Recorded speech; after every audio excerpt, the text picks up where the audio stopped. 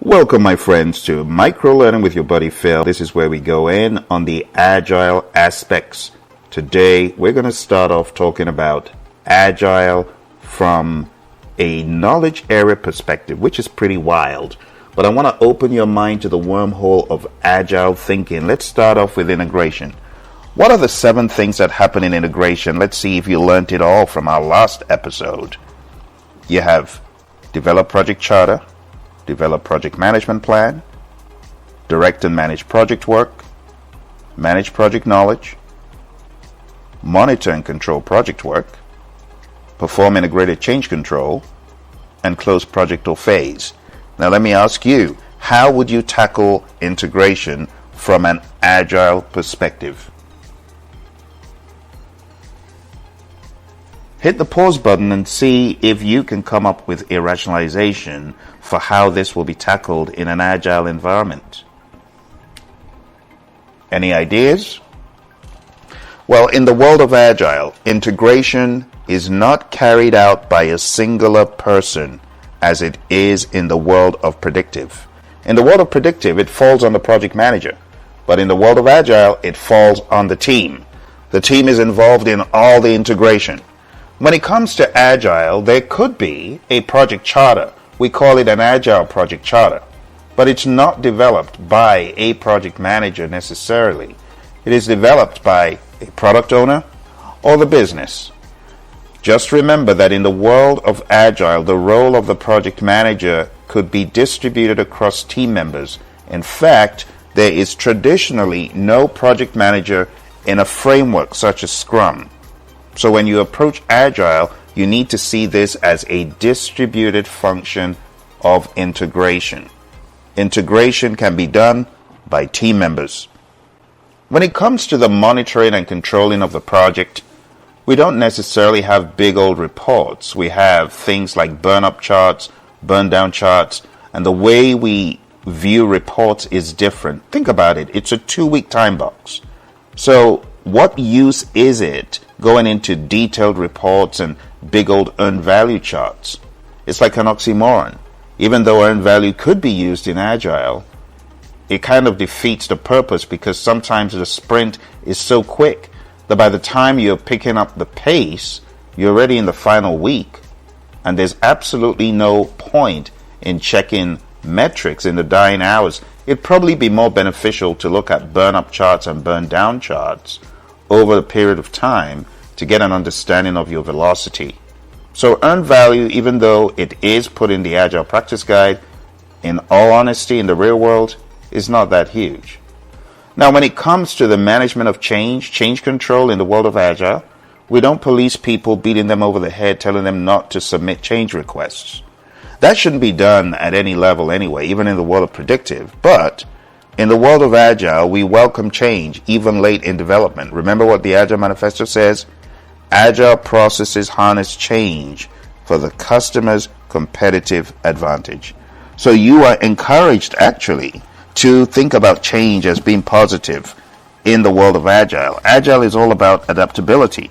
Adaptability is all about change. So put on that hat of change is good. The only thing that we discourage is making change while mid-flight in a sprint.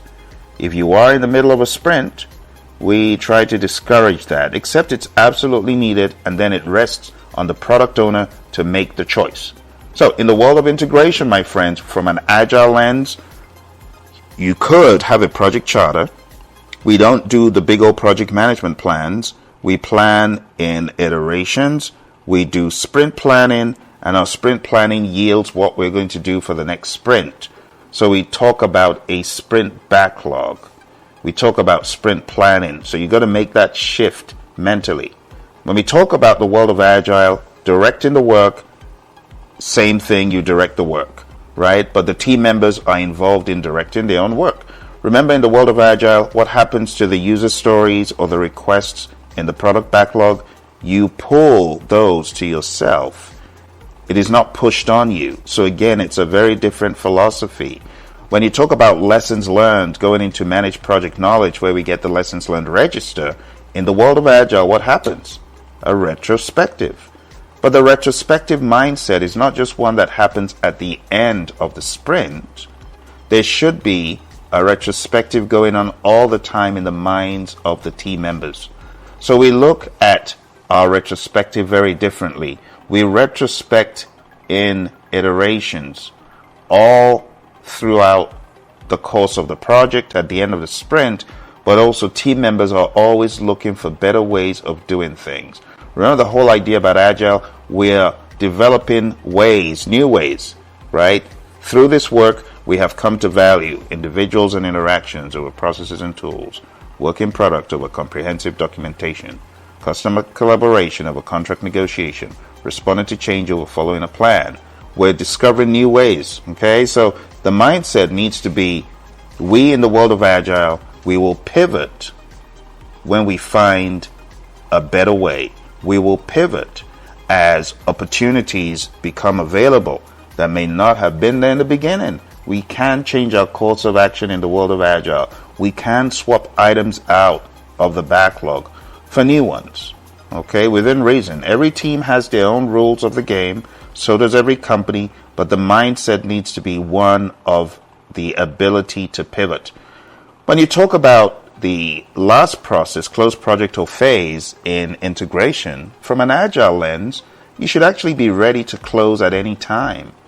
Because in the world of Agile, we're not looking for all the planned scope to be done. This is very different from the world of predictive, where everything has to be done before the project is deemed closable. In the world of Agile, we could be asked to close the project anytime. Anytime the customer feels, you know what, we've gotten enough value, we don't need to do all these other backlog items, we're good for now. No one should begrudge that product owner or the business. They can shut the project down because they've received enough value or for other reasons. So, my friends, this is the very first Microlearning with me in Agile. We're going to have many more. I would appreciate it if you smash that like button, and I would also appreciate it if you're on Spotify, Apple, YouTube, wherever you listen to this, just leave a comment if possible. I know on Spotify and Apple it's kind of hard to do that, but take some time out and just let me know how this is helping you. It helps me, and it also helps the algorithm for engagement, because I want other people to find this, okay? So, integration, there you have it. Not only did we have a recap on our first integration rodeo, we also were able to catch up on some Agile thinking. All right, I'll see you in the next episode. You take care, and remember, hpmexam.com, your one-stop shop for PMP exam training.